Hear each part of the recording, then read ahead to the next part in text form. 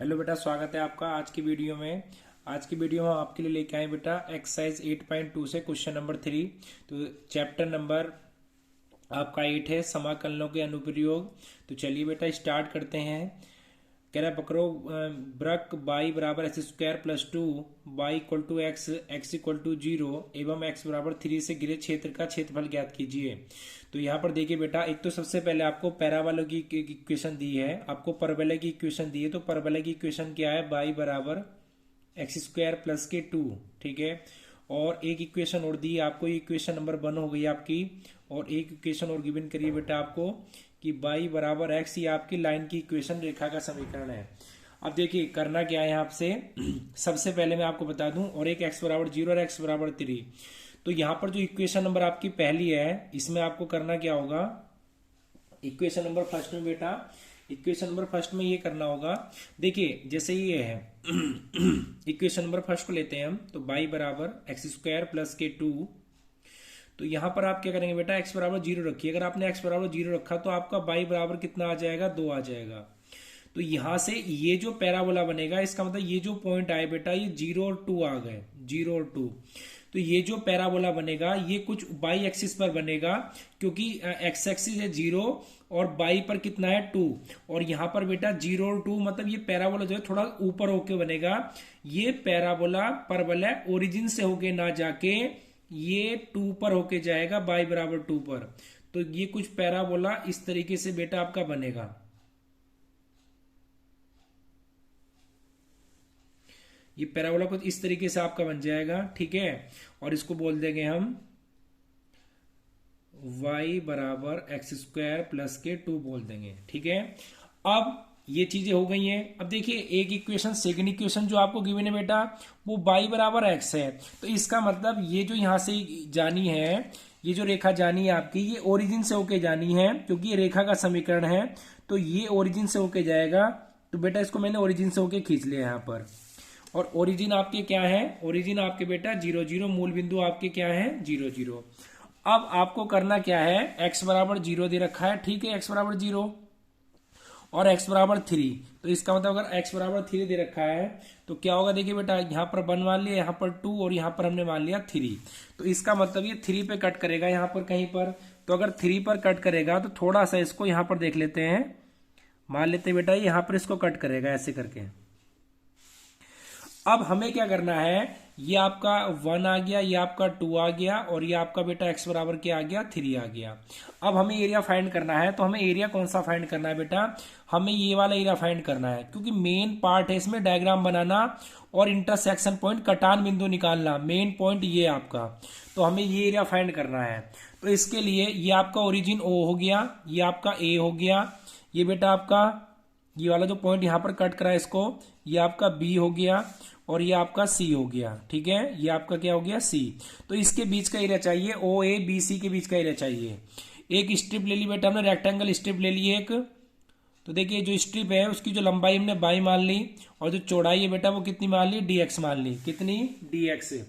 अब देखिए यहां पर ये काम हमारा हो चुका है। तो हमें हमारी जो लिमिट होगी बेटा, देखिए इसके बीच का यहां से लेके यहां तक का एरिया हमें फाइंड करना है। तो जो लिमिट होगी हमारी वो 0 से लेके 3 तक लिमिट होगी, यहां से लेके यहां तक लिमिट होगी। अब देखिए बेटा हमें एरिया निकालना है, तो हम लिखेंगे यहां पर, हम लिखेंगे बेटा यहां पर OABC का क्षेत्रफल। हमें क्षेत्रफल निकालना है बेटा। तो देखिए क्षेत्रफल कैसे निकलेगा, मेरी बात ध्यान से सुनिए।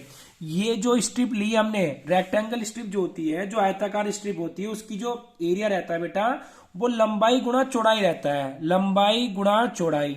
तो बाई इंटू DX हो जाएगा। अब ये जो बाई है, ये आप देख पा रहे हैं ऊपर एक स्ट्रिप को छू रही है। किसको बेटा? ये स्ट्रिप ये छू रही है पैराबोला को, परबोला को। और नीचे बेटा किसको? रेखा को टच कर रही है। तो इसका मतलब ऊपर तो है आपका क्या? पैराबोला, परबोला, और नीचे क्या बेटा? आपका लाइन की इक्वेशन है, ठीक है। और जो आपकी लिमिट होगी वो कहां से होगी? 0 से लेकर 3 तक होगी, 0 से लेके 3 तक होगी। और इनटू में DX, क्योंकि जो भी रेक्टेंगल स्ट्रिप होती है, आयताकार स्ट्रिप होती है, उसका जो एरिया होता है बेटा बाई इंटू डी एक्स होता है। और बाई ऊपर किससे टच कर रहा है, पैराबोला से, परवलय से।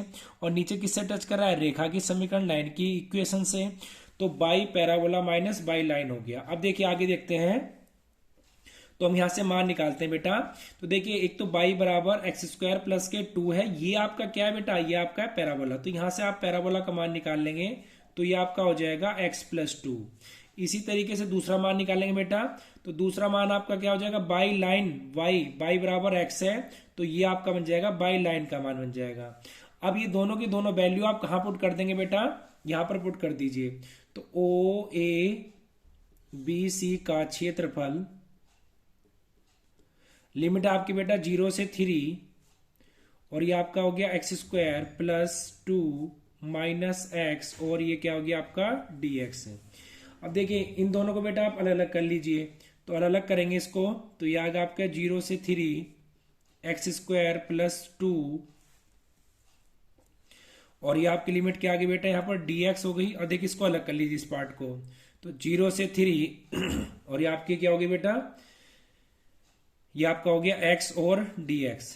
अब देखिए यहां पर करना क्या है, इसका इंटीग्रेशन करिए, तो इसका इंटीग्रेशन होगा x की पावर 3 अपॉन 3 प्लस 2x, और ये बेटा हो जाएगा 0 से 3, और इसका इंटीग्रेशन जो होगा वो होगा आपका एक्स स्क्वायर अपॉन 2, और ये आपका 0 से 3।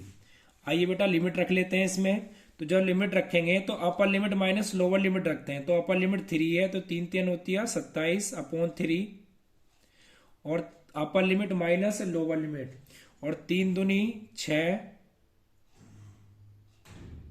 ठीक है बेटा, अपर लिमिट रख रहे हैं पहले इसमें, तो 3 दूनी 6।